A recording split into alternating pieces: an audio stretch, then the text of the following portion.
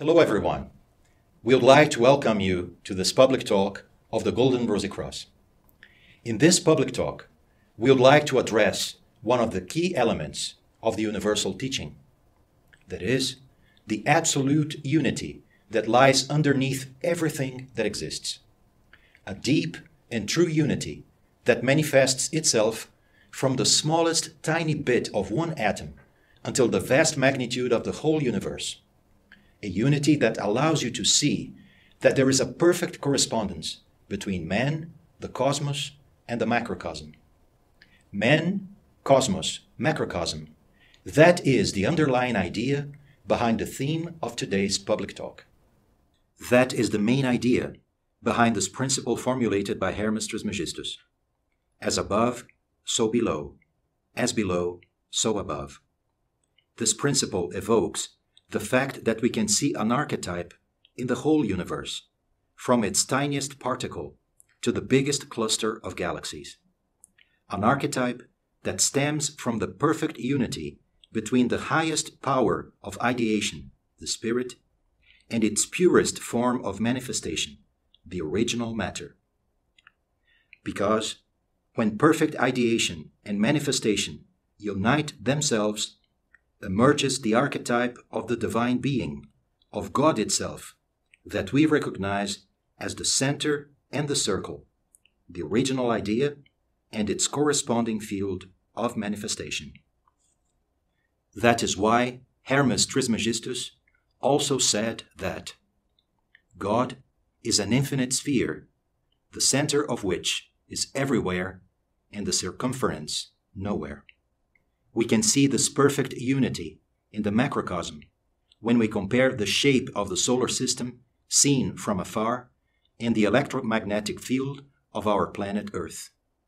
We can also see this perfect mirrored images of what is above and what is below when we compare the structure of the macrocosm and the cosmos with the true being in which live the human being. This true being, the eternal, immortal, divine being, is like the miniature of the universe, a miniature of the cosmos. And that is the reason why it is called, since the dawn of times, the microcosm. The human microcosm is the true self. It is the real source of our existence. The microcosm is the reality that lies beyond the veils of our consciousness, the true reality behind the scenery of our material existence, a reality that we can only perceive with the intuition of our soul, but that escapes totally the boundaries of our common existence. But why is it so? If we are inhabitants of a microcosm, if the underlying source of our existence lies in a cell of this universal reality, why is it so that we live an existence marked by suffering, ignorance, scarcity, and incompleteness? The reason for this state of life that is separated, segregated from this divine reality within us, lies in a huge wall that exists between the human life and the latent universal life that lies in the human being. This state of life is explained by a state of consciousness. In the universal teaching, we call this state of self-imprisoned consciousness, of egocentrism. It is a state of consciousness where the conscience itself lives in full identification with the veils that surround it, in a delusion of a pseudo-identity, where the conscience believes that it is formed by its own thoughts, emotions, and reactions, making no distinction between the one that perceives and what is perceived. This self-imprisoned state of consciousness creates the illusion of duality and reduces the human life into a mere shadow of what it was truly meant to be. And until the moment that we realize this, and moved by a true inner calling, we decide to undergo an inner revolution, we will be bound to the walls of our own egocentrism, and we will live an entire existence separated from the all, from the one in us. A human being that realizes that, touched by the voice of the silence, by the awakening of his innermost being, by the center of the boundless sphere, the nucleus of his microcosm, will never be the same anymore. He will become like a citizen of two worlds, living his day-to-day existence while being constantly touched, awakened, instigated, and even disturbed by this inner voice from which emanates the calling of a totally different and transcending reality, a reality that he perceives as the one and only true reality, but that is still unreachable, unfathomable, and being out of his reach. From this moment of inner awakening onwards, this human being will become a seeker of the truth, of the absolute, a seeker of himself, of this true self. This seeker of the truth will then have to go through a long path, a path that will start from the outside to the inside, a path where he will understand that there is a law that connects and binds together everything, a law that will teach him that as above, so below, that as inside, so outside, a law that will finally teach him that all the answers must lie in his very own heart, and that the key to all mysteries already lies in the innermost of his one and true self. This path will lead him to recognize that there is only one path, the path of the demolition of the walls between time and eternity, between the earthly man and the universal being in him, the path that will unify his heart with the heart of his microcosm, that will finally unify human life with universal life. This path will lead him through a deep, inner self-revolution, a path that will transform not only his state of consciousness, but also his entire state of life, unifying the micro and the macro, transforming the underpinning fundamentals of his material existence through a new consciousness that will arise from the universal reality. This universal reality is actually the image of the universal plan, a plan that we recognize through the mirror of our consciousness in everything that surrounds us, from the tiniest to the biggest aspects of our existence. One of these aspects, one of these countless images of the universal path, can be recognized in the solar macrocosm, where the rebirth of all aspects of the human life follow a specific order, a true universal logic of manifestation, in a path that once was called the path of the stars. In this universal path, all the aspects of the human being must go through an absolute modification that will finally manifest the universal plan in the human being, transforming him into the original archetype of the self, into the spirit-soul human being.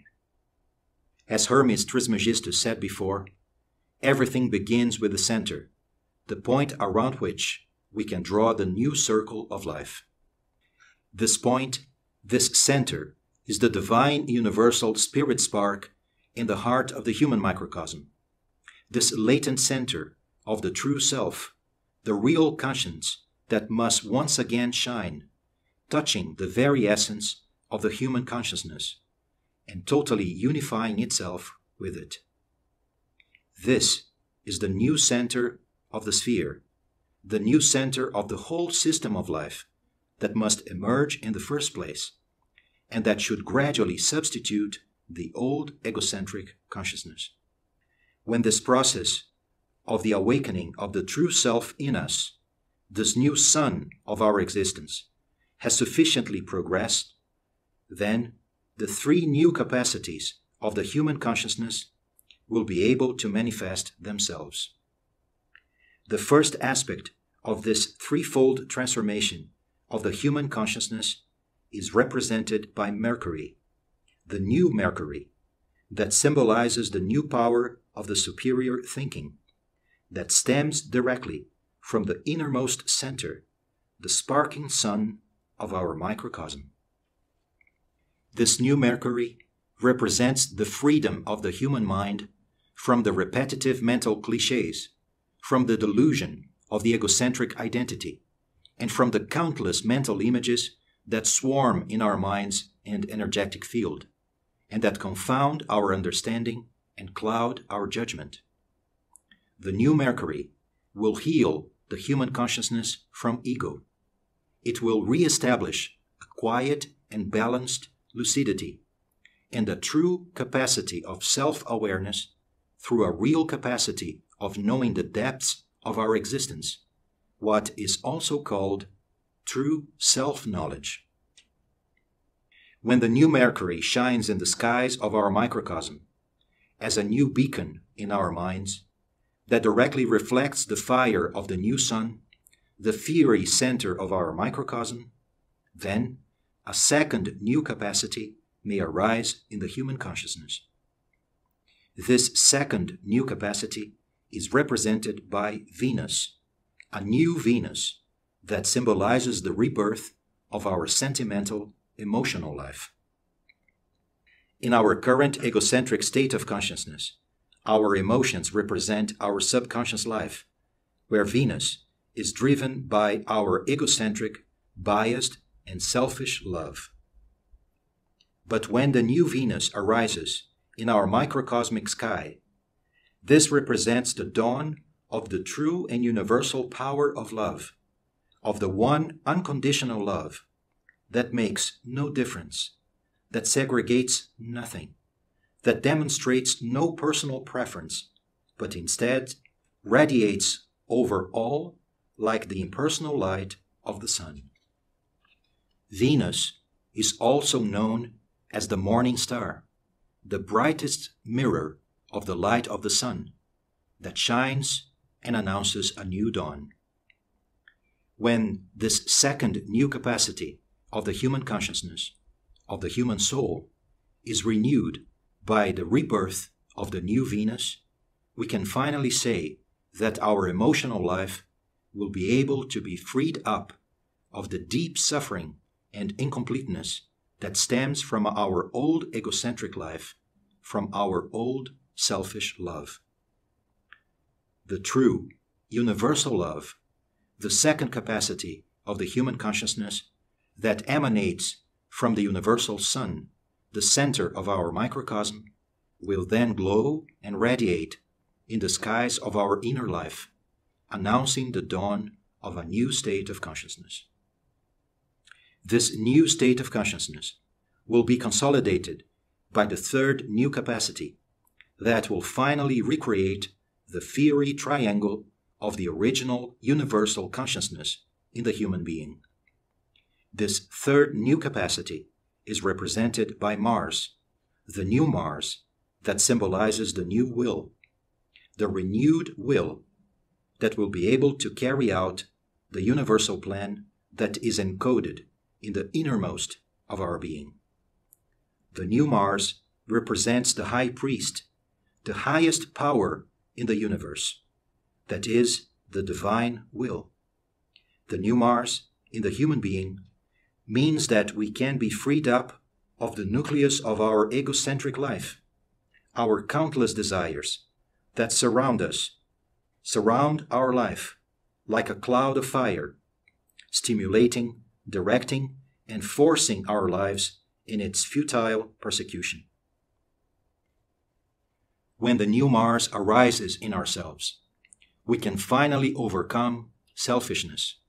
We can finally become members, citizens of the macrocosm, because we have healed our microcosm from its fundamental disease, our egocentric consciousness. And then, when the triangle of the reborn human consciousness can gravitate around the new rising sun in our microcosm, a totally new set of possibilities can be opened up to the human being. A set of possibilities that contain the secret of a true organic transformation, what in the past was called by the universal teaching the transfiguration. The transfiguration is the alchemical transmutation of the entire human personality and its four existing vehicles, and it represents a new state of life, a new existence that emerges as the consequence of a new consciousness. The first vehicle to be alchemically transmuted is the mental body, the most subtle body that a human being possesses in our present state of development. The transfigured new mental body is represented by Jupiter, the new Jupiter, that is the link between the fiery triangle of the consciousness, the new spirit soul, and the fourfold personality. The second vehicle to be transmuted is our astral body, the reservoir of our karmic heritage, that swirls around us like the old Kundalini force in our chakras. The alchemically transmuted astral body is represented by Saturn, a new Saturn that symbolizes the victory of eternity over time and the fundamental freedom of fate and destiny. After the rebirth of the mental and astral body, symbolized by a new Jupiter and new Saturn, it is the etheric body that must be alchemically transmuted, represented by Uranus, the father of all gods, the original sky. The new Uranus represents the etheric streams of the alchemically transmuted etheric body, the heavenly body, that can then take the shape of the fiery pentagram, the psychic sheath of the new reborn consciousness, the soul body, the Soma Psychikon. Then, the new streams of the original water of life, the cosmic root substance, the prima materia, can flow and animate the physical vehicle for the longest possible time, transforming the human life into a true servant of its original purpose. This new existence that will allow the human being to enter into an absolute new and transcending state of life, while he still exists in this apparently old physical form, is represented by Neptune, the new Neptune of the fundamental inner freedom from matter. The fourfold new personality is built as a vehicle of the new threefold consciousness, and the human being transcends the limits of his old existence. This transcendent state is represented by Pluto. Pluto is also known as Hades, the god of the underworld, the regent of death.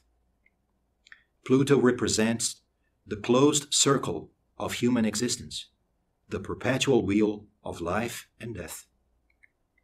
And the victory over the old Pluto, through the perfect unification of spirit, soul, and body, through a new self, a new state of consciousness, and a new state of life, means that the reborn and transfigured human being enters into a new realm of existence, the universal and endless spiral of eternal life. The promise of the universal path has been accomplished, and death has been overcome by life, a new life, the new universal life. This universal path is the one and only path that has been put in front of every seeker of the truth by the universal teaching and by the spiritual schools of all times. This universal path is also the path proposed by the Golden Rosy Cross, not as a distant promise, but as a shining possibility to the modern human being.